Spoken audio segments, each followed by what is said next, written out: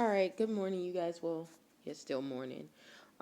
So I was getting myself ready for work. If sometimes I work from home, sometimes I work in an office. So yeah, but for the most part, because of everything, I have been at home, and I was so happy because I got everything prepped, my meals and things prepped. Because I just wanted to have a different transition on my life. I wanted to do something different. And I wanted to get a little bit clear headed.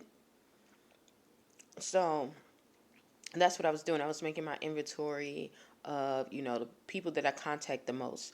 How does that affect my psyche? How does that affect my mental health? How does that put a strain on my life? Because honestly, you are the five people that you keep in contact with, and I see a lot of things that I can improve on. Not, dealing with anyone that's, an outside thing. It's dealing mostly with me when I say I'm looking at an inventory. What makes me, who and what makes me better. As a whole. Sometimes you got to look at that. Sometimes it's not always your family or the people that you consider as friends that's making you healthy, or making you get to the next place that you want or need to be at. We surround ourselves with familiarity, and yeah, I've been taking more of a step. This was nothing that I like learned or anything like that, but this is something that something that was given to me or anything like that. It was just something that I needed to talk, I needed to get out because I see that it works with me when I see my patterns on paper, when the vision is plain, and you know I see that, then I'm able to navigate a little bit better. So that is what I've been trying to do, y'all. My whole little thing is messed up. I've been getting like new ones, and it seems like they're getting cheaper by the second. So I might have to just go into. I might just have to go and get the studio, go into one of the studios and um, either borrow their stands or order from the same place that they get theirs from, because it's a special place that um, a production company that uses like professional equipment for like news reporting and things like that. And the equipment is a little bit sturdier. So you guys, please forgive my background. Um, yeah, I live where I live, so not ashamed of it. Not because I'm glad I got a roof over my head. Anywho, um, as I was making my inventory list, I looked. I had got on YouTube, and I'm like, okay, this is off schedule. But I'm gonna go ahead and hit it up. So, tis the season for people to start clowning. Between this time and like February, Super Bowl Sunday, this is usually the area where the most violence happens. Um, Even though you see a lot of people that are happy and things like that, but the most violence happens towards those months. Matter of fact, it's usually October, and this is statistically like proven. You can just type it in; it'll tell you the dates. It's actually October 31st until I think March, and March is Suicide Month. Um, so anyhow, I've been taking a lot of inventory. I've been trying to get myself ready, um, because I know if I plan a little bit better, I can be clear as to what I'm looking for, how my schedule is, and I can achieve more when I have things planned. So like I said, I was looking at the context and the people that came into my life. I noticed a change in me too. I've noticed a change of sadness, and but I think that's really more of the environment, because things are changing here. They're building more, construction is less sunlight, things like that, um, and those things kind of affect me a lot. Um, so yeah, I started looking on YouTube. I saw this guy, and he starts talking about the narcissists and how these people are in your neighborhood, and how he was explaining it. It made me look, and I was just like, really? Like, do you think that's? I don't really think some of the things that he was saying was um, narcissistic. Was from a narcissist. Um, Not to say that it's not narcissistic, but that does not consider someone to be a narcissist, for some of the things that he was seeing. One of the things that, another thing that one of the things he was talking about was wanting up, people try to one up you. And I get this a lot. I've experienced it a lot. I've done it a lot, okay? Some people need to acknowledge what they did. I used to do this sometimes as a kid when it became, how people would be like, oh, well, I got on the honor, my kid got on the honor roll. I got to the point, I told you guys before how my family used to say, don't tell, even if you did this, you're not doing it for them. Don't say anything, and I remember going to church, and there used to be they used to give out money for people who were like on the honor roll, like telling them to keep going forward, congratulating them. And I remember like every single year, especially like in middle school and high school, I had people that there were kids that went to school with me, and their parents and their grandparents would tell the church like, oh, they were on the honor roll, they made straight A's, they did this. And it's like, I was right there.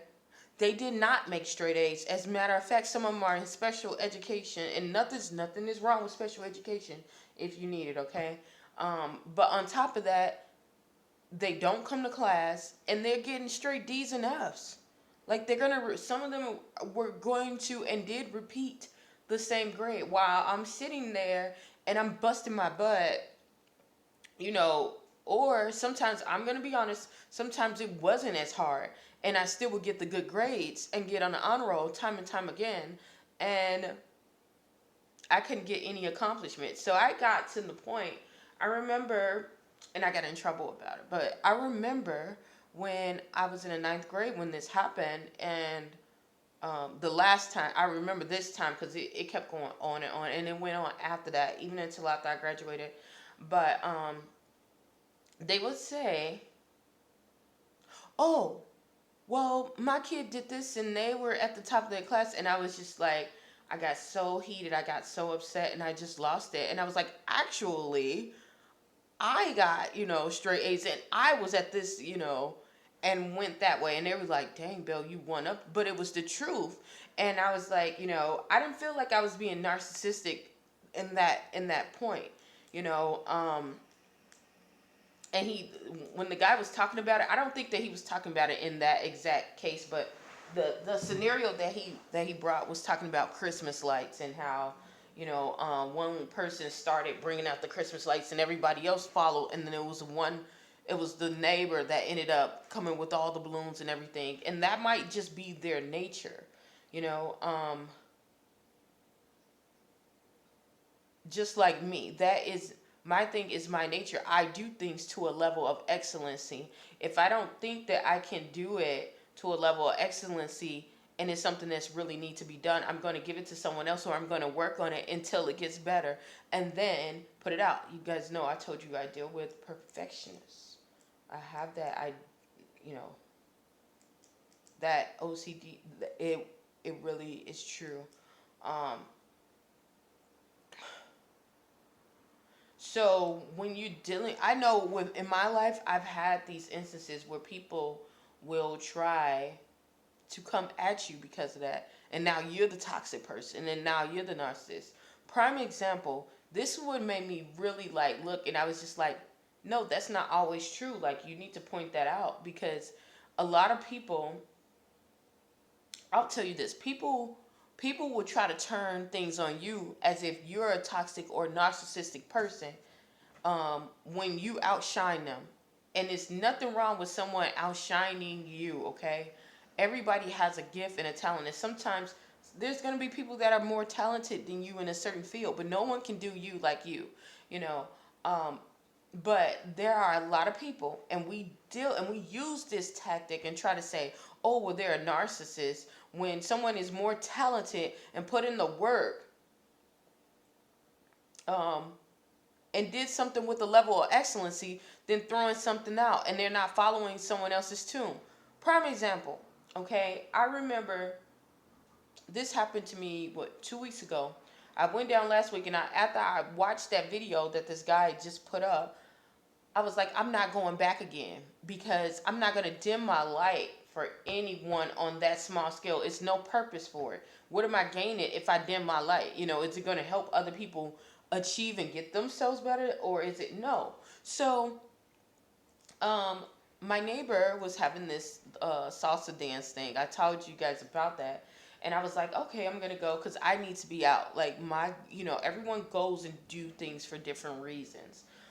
My reason is to be out more, to have that time because of what's going on now.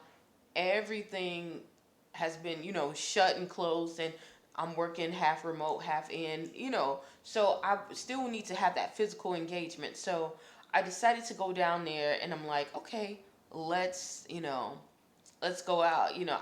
I'm not going to go out and dance because, for one, I know I know how to dance, but two, I didn't feel that, but I can definitely cheer on other people. I can go there for the snacks, get community involved, something that I love to do.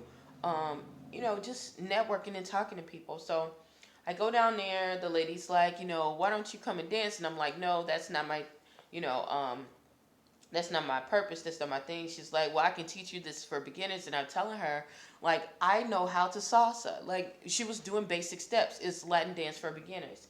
So, okay, I told her no, I'm not, but that's okay. Thank you. I'm cheering everybody else on, eating the snacks, having a good time. Then, all of a sudden, I'm over here at the snacks. So, what is that? I don't know what that click was, but I was at the snacks table talking to one of my neighbors that I hadn't talked to.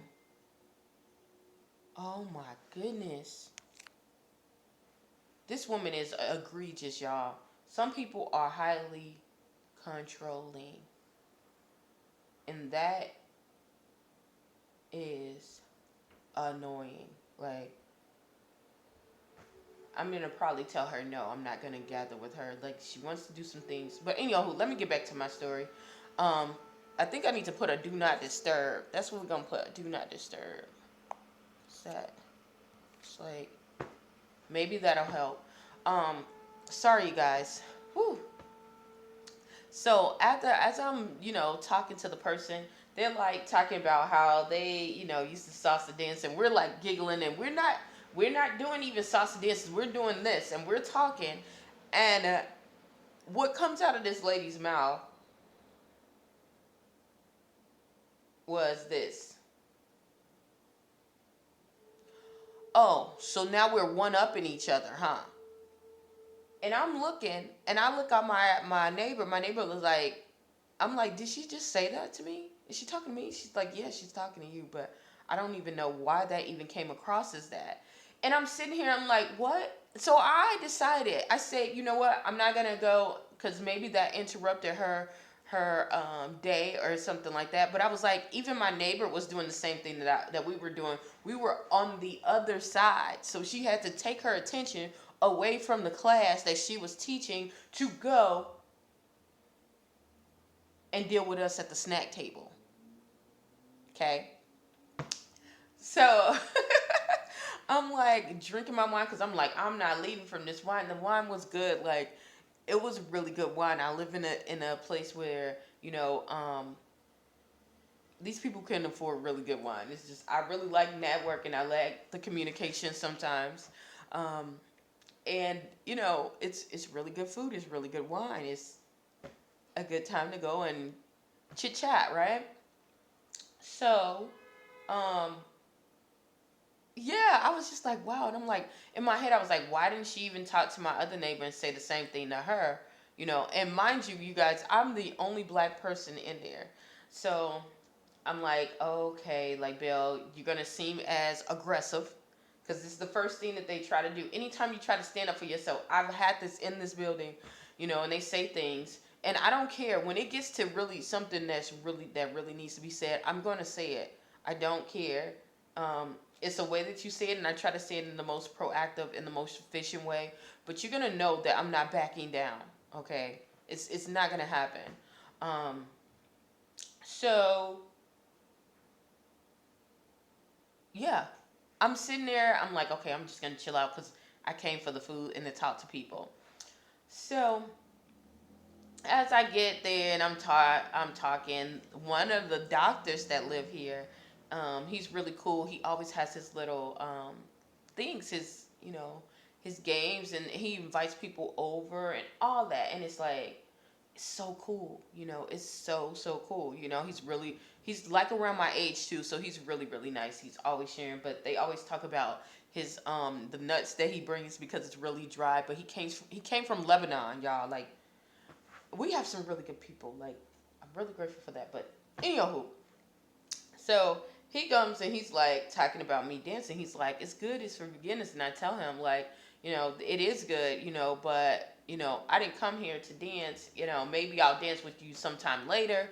And I'm just trying to eat the chips. I'm not even gonna lie. I'm trying to eat the snacks. And he was telling me about the crackers and stuff like that. And he started talking about Latin dance, and I was telling him, I'm Haitian. Like they do a lot of Latin dances. It's right.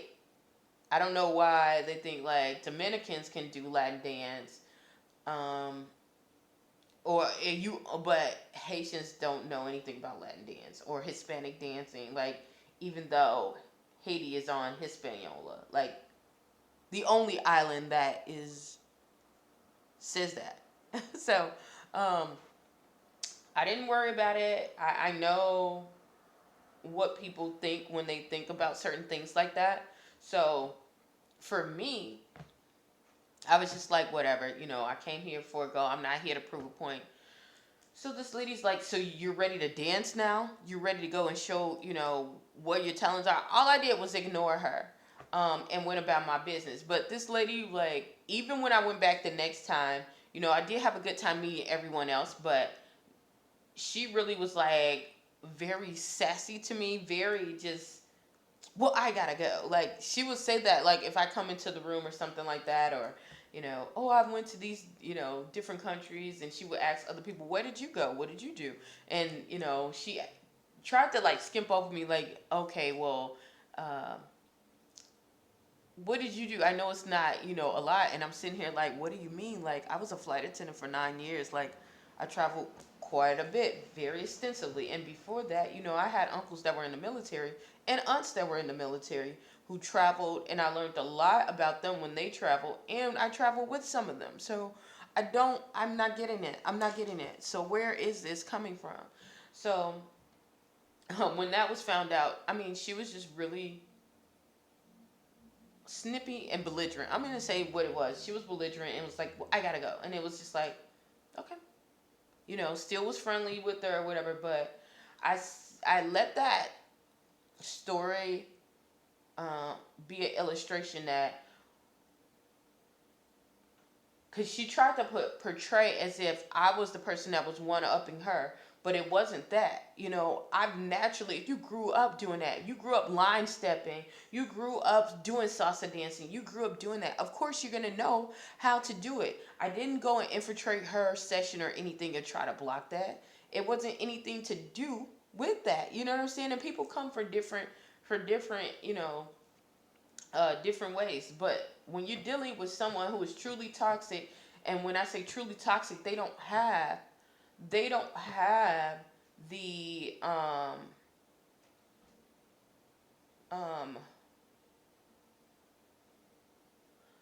they don't have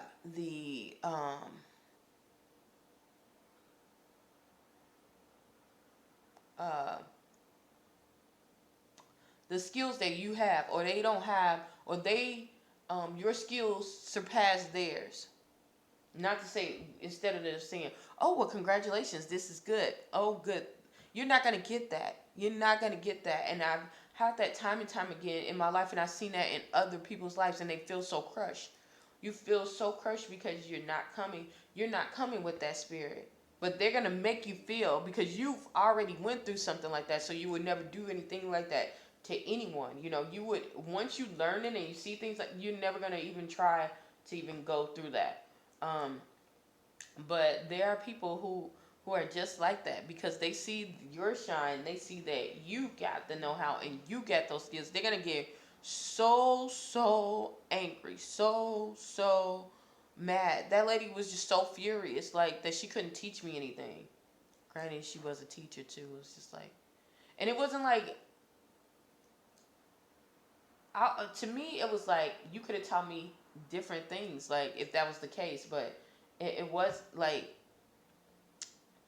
basically the woman just really didn't fancy me. When she saw I could salsa dance, when she saw I could, and I wasn't following that script, it was like, oh no, you know.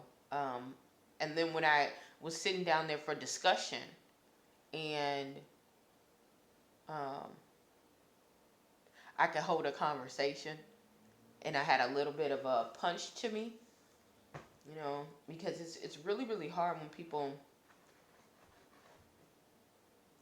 It's hard, but it's easy.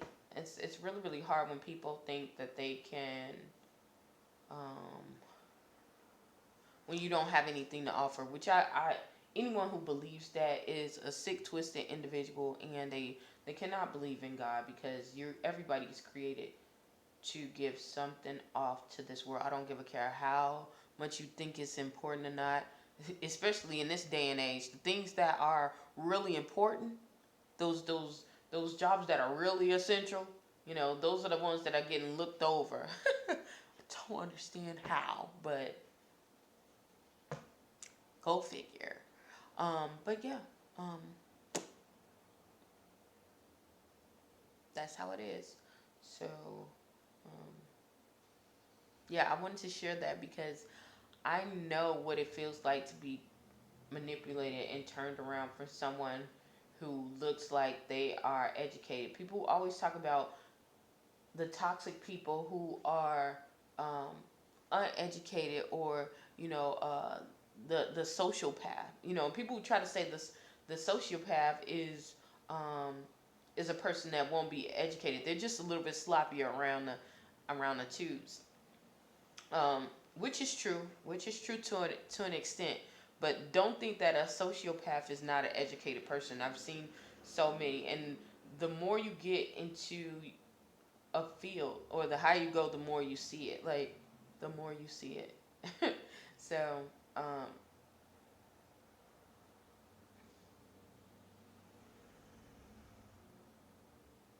yeah, that's all I was saying. But people don't talk about those types of people who are at the top. You know, they don't talk about that, or the people who have that have more than you. They shouldn't even be thinking on that level. And mind you that this woman was twice my age. So, um,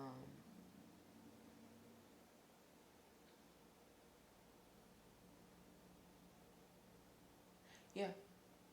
So, if you are going through something like this, or if you had anything similar, definitely let me know. I don't want to sway away from what the topic of this platform is, which is just following your dreams, following the precepts of God, and seeing it take off. When you put, because nothing is just because of me. I know that when I follow God's principles, whether people are believers or not, if you follow His principles, because He put His word above His name, He's not going to renege on His word. So this is what this channel was destined about, and I don't want to too much navigate from that. But I did want to share this experience because um, it has helped me, or opened my eyes to so many things, and you know, and not to look at things through a child's lens or through a child's view. Because if I would have seen that like 5, 6 years ago, I would have said there's no way that this woman was really offended, or felt some type of way about me because she's older and she has all this experience. But going through this process and seeing things, I know for certain what I see and what I know. So, um, Yeah, I'm going to get off of here. Hopefully, something I said or done will help you on your journey. Please stay tuned to Journey to Jerusalem. Thank you.